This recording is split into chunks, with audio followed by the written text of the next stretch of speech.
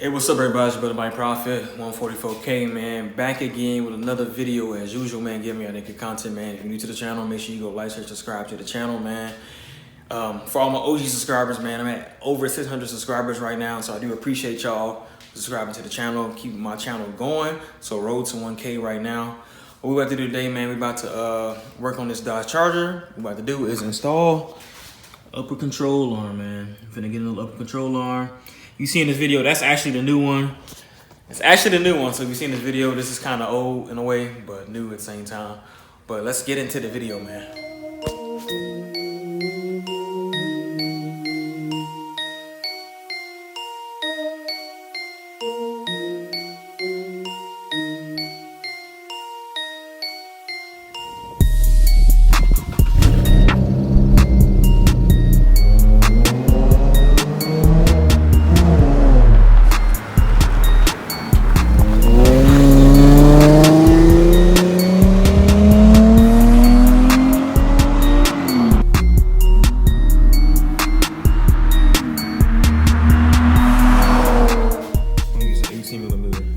Socket, which is this. Loosen that bolt. This one's pretty hard. This is the hardest part. This is the worst part of doing this car. Upper control arms. I don't necessarily have a certain tool for it. Some people do. I just use this, and I also use my 18mm angle wrench as well, and kind of go back and forth. Takes a minute. Takes like 10 minutes, honestly, to get it out. Just one bolt. But also, while you're doing it, you want to make sure you have like a long tube. It don't gotta be this. This is another angle wrench. But on this one, this comes up. And, this right here loosens to where when you're twisting it, you think you're twisting it, but you're not, because it keeps going up. So you want to get that. You pretty much just hold it like that. Whenever it loosens, and then keep turning, and then you'll loosen the bolt. Other than that, the front two are the easiest ones. On this side as well, you want to take out the two screws from the coolant, what is it called? Coolant reservoir, or coolant tank, whatever you want to call it. So those two screws, and then you want to kind of move it. The bolt's right there. You should be able to get into it. So you want to move this bolt first, whichever one first. This one's kind of hard as well. You might have to move this, unless you have a something like this, which is like, I have a set, which is like an angle wrench, Hex Socket. Hopefully it works. I got this just for this job. So you want to get that out with that, or just use what you can. You can also use that angle. You also can use the 3/8 drive as well. You can use 3/8 drive as well to get it out, or you can try to use the angle wrench as well. Just do what you can. I'm not sure what other tools to use, but these and this one right here. This one won't work in this one, too small of a spot. And the same thing for this side. You want to get a long tube, and I think it's for this side, and you want to move that as well. So I'm going to show y'all in the midst of the video. You need to hold this.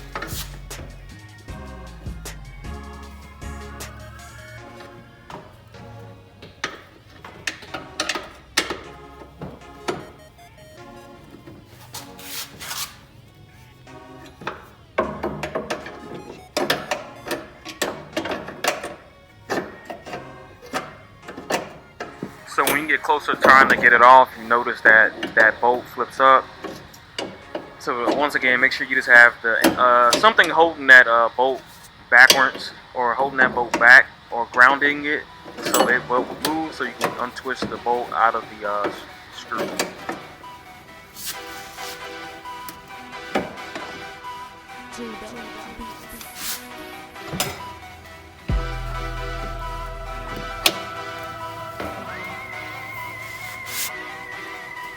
It's a real tight spot. The bolts. You know you can't see it, but the bolts on my fingers up. I'm using this. This actually worked for me. It's a 3/4 drive. It's actually working. I'll put my drill, power drill on here in a second.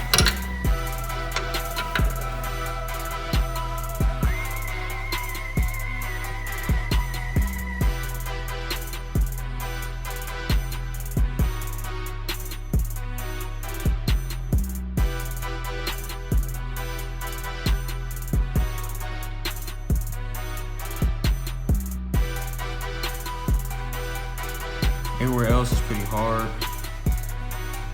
These two back sides are the hardest ones, but this one made it easier. So,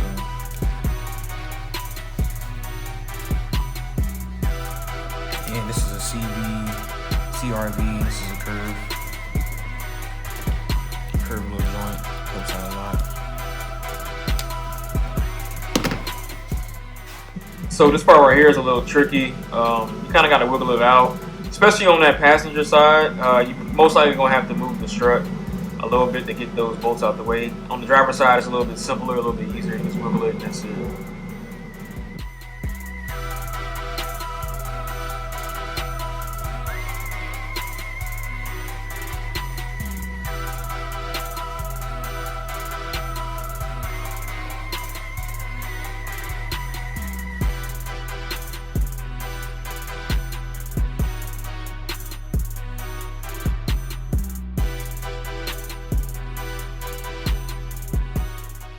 So this part right here is also kind of tricky. You gotta put the bolt in and angle it. I don't know what it is. On the driver's side, it's a lot easier, but on this side, it's a little bit more difficult for some reason. Just try to wiggle it around and see what you can do to it.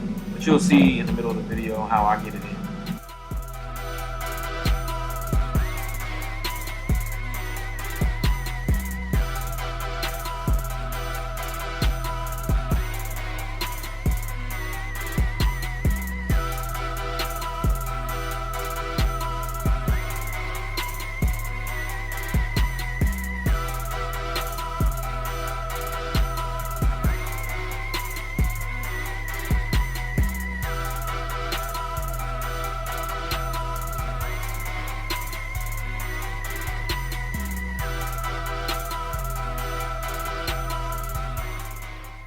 So what you see me doing here, I'm actually lifting up the spindle and putting the rear lower control arm bolt back in so it can line up and sit up perfectly.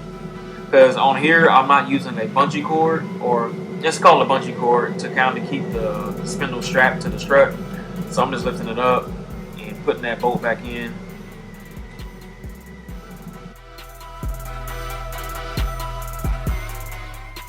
So after you got the strut bolt in, you want to go ahead and attach the upper control arm bolt.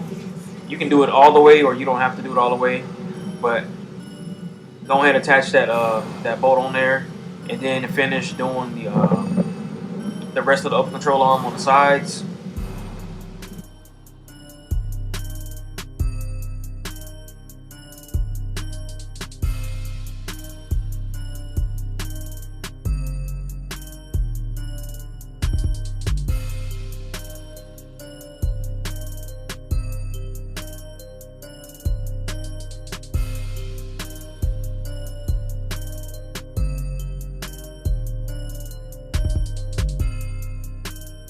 So like I said a second ago, you want to go ahead and finish tightening the bolts on top of the on the upper control arm. So you got the back and then you got the front.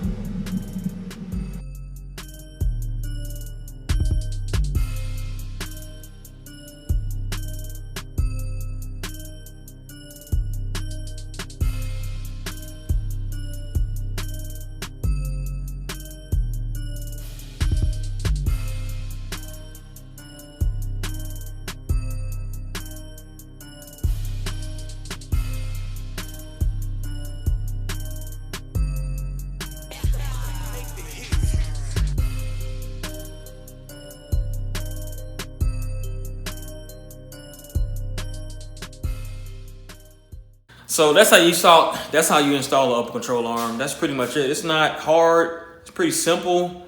That is the most tedious part of this whole suspension, is the upper control arm, because of the tight spots, especially on this driver's side, or I'm sorry, the passenger side. This is the most tedious spot. This back part on this side, it's the most tedious spot. So that's the main thing that you gotta look for, man. Make sure you take out time out of your day, and make sure you have like 2 hours to do this at least. If you're expert, I'm not gonna say I'm an expert, but if you have the knowledge that I have to work on cars, it shouldn't take you too long. But other than that, man, leave a comment down. Tell me what y'all think below. It's your brother, Mike Profit, 144K, man. I'm out, man.